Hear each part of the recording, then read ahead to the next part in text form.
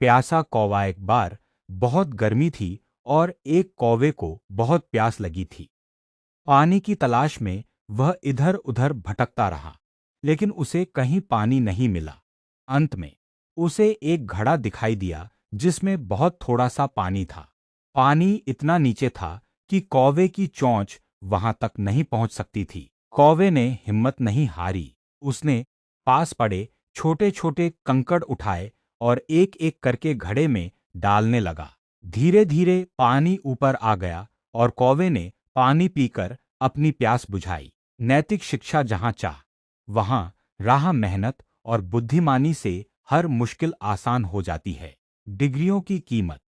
रूस के प्रसिद्ध लेखक लियो टॉल्स्टॉय को एक बार अपना काम काज देखने के लिए एक आदमी की जरूरत पड़ी। इस बारे में उन्होंने अपने कुछ मित्रों से भी कह दिया कि यदि उनकी जानकारी में कोई ऐसा व्यक्ति हो तो उसे भेजें। कुछ दिनों बाद एक मित्र ने किसी को उनके पास भेजा। वह काफी पढ़ा लिखा था और उसके पास कई प्रकार के सर्टिफिकेट और डिग्रियां थीं।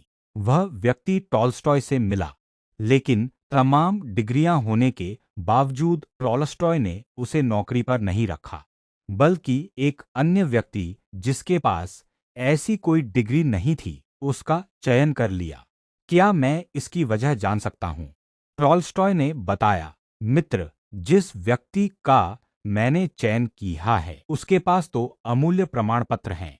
उसने मेरे कमरे में आने के पूर्व मेरी अनुमति मांगी। दरवाजे पर रखे गए डोरमैट पर जूते साफ करके रूम में प्रवेश किया। उसके कपड़े साधारण लेकिन साफ सुथरे थे। मैंने उससे जो प्रश्न किए उसके उसने बिना घुमाए फिराए संक्षिप्त उत्तर दिए और अंत में मुलाकात पूरी होने पर वह मेरी इजाजत लेकर नम्रतापूर्वक वापस चला गया। उसने कोई खुशामद नहीं की, ना किसी की सिफारिश लाया। अधिक पढ़ा लिखा ना होने के बावजूद उसे अपनी काबिलियत पर विश्वास था। इतने सारे प्रमाण पत्र बहुत कम लोगों के पास होते हैं, और तुमने जिसे व्यक्ति को भेजा था उसके पास इनमें से कोई भी प्रमाण पत्र नहीं था। वह सीधा ही कमरे में चला आया, बिना आज्ञा कुर्सी पर बैठ गया और अपनी काबिलियत की जगह तुमसे जान पहचान के बारे में बताने लगा। तुम ही बताओ उसकी इन डिग्रियों की क्या कीमत है? मित्र टॉल्स्टॉय की बात समझ गया। वह भी असल प्रमाण पत्रों की महत्ता जान चुका था। मनहूस पेड़। वर्षों की मेहनत के बाद एक किसान ने एक सुंदर बागीचा बनाया। बागीचे के बीचों बीच एक बड़ा सा पेड़ था जिसकी छांव में बैठकर सुकून का अनुभव होता था। एक दिन किसान का पड़ोसी आया। बागीचा देखते ही उसने कहा, वाह, बागीचा तो बहुत सुंदर है, पर तुमने बीच में ये मनहूस पेड़ क्यों लगा रखा है? क्या मतलब है? किसान ने पूछा। अरे, क्या तुम नहीं जानते? इस प्रजाति के पेड़ मनहूस माने जाते हैं। ये जहां होते हैं वहां अपने साथ दुर्भाग्य लाते हैं। इस पेड़ को जल्दी से जल्दी यहां से हटाओ। पड़ोसी बोला। यह बोलकर पड़ोसी तो चला गया, पर किसान परेशान हो गया। उसे डर लगने लगा कि कहीं इस पेड़ की वजह से उसके साथ कुछ अशुभ न हो जाए। अगले ही दिन उसने वो पेड़ काट डाला। पेड़ बड़ा था। उसकी कटी लकड़ियां पूरे बागीचे में जहां तहां इकट्ठा हो गईं। अगले दिन फिर वही पड़ोसी आया और बोला, ओहो, इतने सुंदर बागीचे में ये बेकार की लकड़ियां क्यों इकट्ठा कर रखी हैं? ऐसा करो, इन्हें मेरे अहाते में रखवा दो। लकड़ियां रखवा दी गईं। किसान ने पड़ोसी की बातों में आकर पेड़ तो कटवा दिया, पर अब उसे एहसास होने लगा कि पड़ोसी ने लकड़ियों की लालच में आकर उससे ऐसा करवा दिया। दुखी मन से वह महान गुरु लाओ जू के पास पहुंचा और पूरी बात बता दी। लाओ जू मुस्कुराते हुए बोले, तुम्हारे पड़ोसी ने सच ही तो कहा था। वो पेड़ वास्तव में मनहूस था, तभी तो वो तुम्हारे जैसे मूर्ख के बागीचे में लगा था। यह सुन किसान का मन और भी भरी हो गया। उदास मत हो, लाओ जू बोले, अच्छी बात यह है कि तुम अब पहले जैसे मूर्ख नहीं रहे। तुमने पेड़ तो गंवा दिया, पर उसके बदले में एक कीमती सबक सीख लिया है। जब तक तुम्हारी अपनी समझ किसी बात को ना स्वीकारे, तब तक दूसरे की सलाह पर कोई कदम मत उठाना। दोस्तों, बहुत बार हम दूसरों की देखा देखी या किसी की सलाह पर कोई डिसीजन ले लेते हैं। जैसे कि कोई अपने फ्रेंड की वजह से कोई सब्जेक्ट या कॉलेज चूज कर लेता है, या किसी की सलाह पर कोई मल्टी लेवल मार्केटिंग कंपनी से जुड़ जाता है, शेयर मार्केट में पैसा लगा देता है, etc। हो सकता है ऐसा करना कुछ लोगों के लिए फायदेमंद रहता हो, पर ज्यादातर मामलों में नतीजा बुरा ही होता है। इसलिए हमें दूसरों की सलाह पर अमल करने से पहले अपनी समझ का इस्तेमाल जरूर करना चाहिए।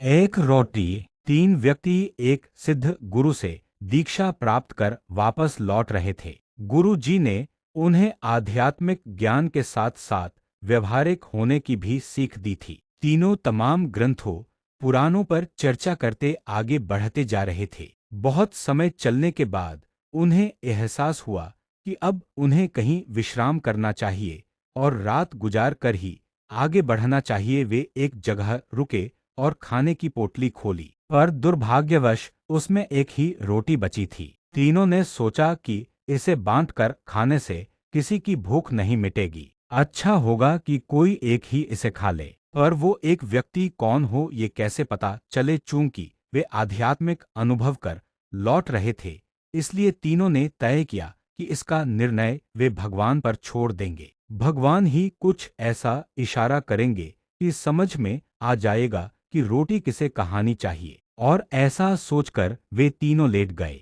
थके होने के कारण जल्द ही सबकी आंख लग गई। जब अगली सुबह वे उठे तो पहले व्यक्ति ने कहा, कल रात मेरे सपने में एक देवदूत आए। वे मुझे स्वर्ग की सैर पर ले गए।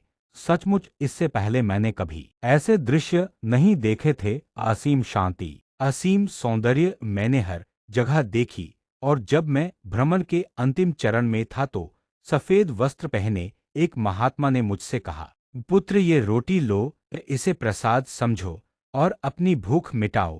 पहले व्यक्ति ने अपनी बात खत्म ही की थी कि दूसरा व्यक्ति बोला, कितनी अजीब बात है, मैंने भी बिल्कुल ऐसा ही सपना देखा। और अंत में एक महात्मा ने मुझे स्पष्ट निर्देश दिए कि मैंने जीवन भर लोगों का भला किया है, इसलिए रोटी पर मेरा ही हक बनता है। उन दोनों की बातें सुन तीसरा व्यक्ति चुपचाप बैठा था। तुमने क्या सपना देखा?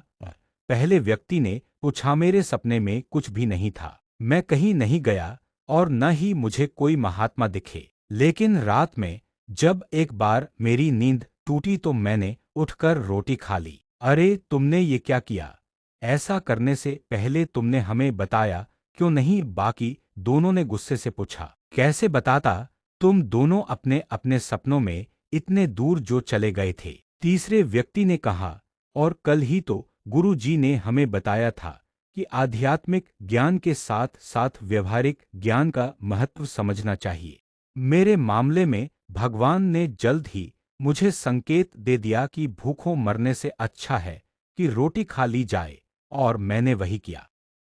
शिकार। शेरा नाम का शेर जंगल के सबसे कुशल और क्रूर शिकारियों में गिना जाता था। अपने दल के साथ उसने न जाने कितने भैंसों, हिरणों और अन्य जानवरों का शिकार किया था। धीरे धीरे उसे अपनी काबिलियत का घमंड होने लगा। एक दिन उसने अपने साथियों से कहा, आज से जो भी शिकार होगा उसे सबसे पहले मैं खाऊंगा, उसके बाद ही तुम में से कोई उसे हाथ लगाएगा। शेरा के मुंह से ऐसी बातें सुन सभी अचंभित थे। तभी एक बुजुर्ग शेर ने पूछा, अरे तुम्हें आज अचानक क्या हो गया? तुम ऐसी बात क्यों कर रहे हो? पर शेरा बोला, मैं ऐसी वैसी कोई बात नहीं कर रहा। जितने भी शिकार होते हैं उसमें मेरा सबसे बड़ा योगदान होता है। मेरी ताकत के दम पर ही हम इतने शिकार कर पाते हैं, इसलिए शिकार पर सबसे पहला हक मेरा ही है। अगले दिन एक सभा बुलाई गई। अनुभवी शेरों ने शेरा को समझाया, देखो शेरा, हम मानते हैं कि तुम एक कुशल शिकारी हो, पर यह भी सच है कि बाकी लोग भी अपनी क्षमतानुसार शिकार में पूरा योगदान देते हैं। इसलिए हम इस बात के लिए राजी नहीं हो सकते कि शिकार पर पहला हक तुम्हारा हो। हम सब मिलकर शिकार करते हैं और हमें मिलकर